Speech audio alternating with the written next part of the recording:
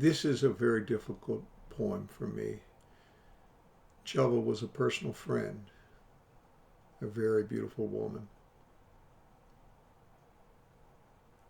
Chelva, happy. She makes me happy when she calls me on the phone. And when she greets me at the door, she's happy. And more, much more. Often I've thought, what if when Chelva laughed, the whole world behaved that way? All joy came, and all sadness passed away. I well up. I can hardly see to write. I think if Chelva did not laugh with us, no matter how bad the news, sadness would settle in, and joy we had would lose. If she'll just smile, I'll shed her tears. I'll explain to all who see her face that her courage and her laughter are the seams that bind the human race. This is for Chelva, an uncoupled elegy of the heart. When I first met her, she had a skin rash, cream-colored spots over her burnt sienna skin. The rash distracted me from her otherwise perfect complexion. At the time, I didn't know the meaning of the spots. I must confess, I would never have guessed anything could have been wrong with such a young and vibrant girl. But after a little conversation, I forgot she had the imperfections, because when she spoke, her words had an undertone of laughter. And when she listened to you, she understood. The longer you were with her, the more you wanted to hold her. That must have been her weakness. That must have been the reason he wanted her. And because he wanted her so much, she accepted him. And no one blamed him for what happened, because it was love. For her too it was love. Open, gentle, passionate. He got the sickness first. It must have been very difficult, because they both knew they had acquired the seeds of death. I don't know what they said or how they felt. Chelva never told me, and I never had a reason to ask. He died a few years before I met Chelva, and she was without his shadow. She was whole in the way of people who know the great litany of peace, mercy, and deliverance. I found out about her sickness after she was admitted to the hospital. We had a mutual friend who knew her much better than I did. He told me she had been HIV positive for several years, but had only recently gotten sick.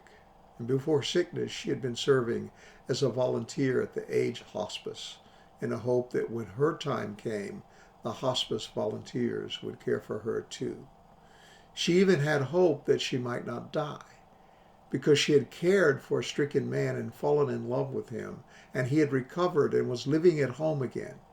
And she was young and strong, and she believed in miracles, and I listened and I cried. I went to see her in the hospital, but I arrived after 10, and her mother met me in the hallway before I could reach her room. And she told me Chelva had already gone to sleep, and she told me not to worry, because her baby would be out of the hospital soon. She was the mother, and she would see that Chelva recovered. I left a book of poems for Chelva, in which I had written inside the cover that her friends knew her pain and loved her dearly. And her mother said she would give the book to Chelva, but later I asked Chelva about the book, and she told me her mother had never mentioned it. Her mother, she said, was strange and a little difficult. She didn't want Chelva to know about pain. Her mother always tried to protect her from frankness. She would not admit that Chelva was going to die. Chelva said that her mother was nuts, agreeably nuts, understandably nuts, but nuts nonetheless.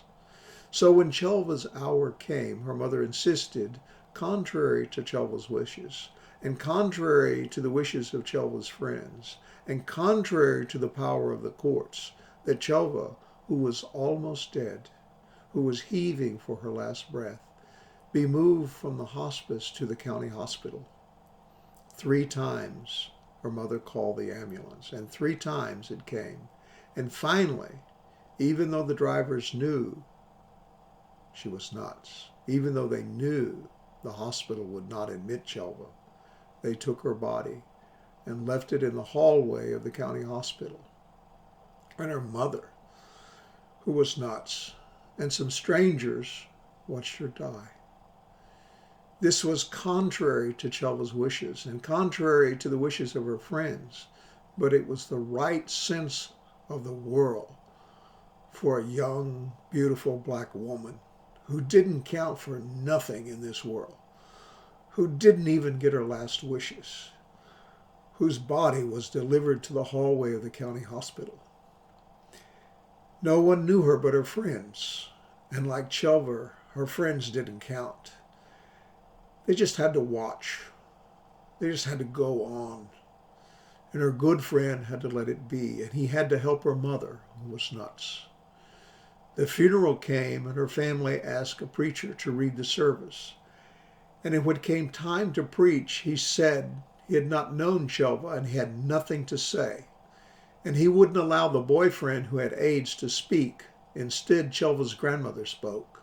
And she said how hard she had worked to raise her children, but she said nothing about Chelva.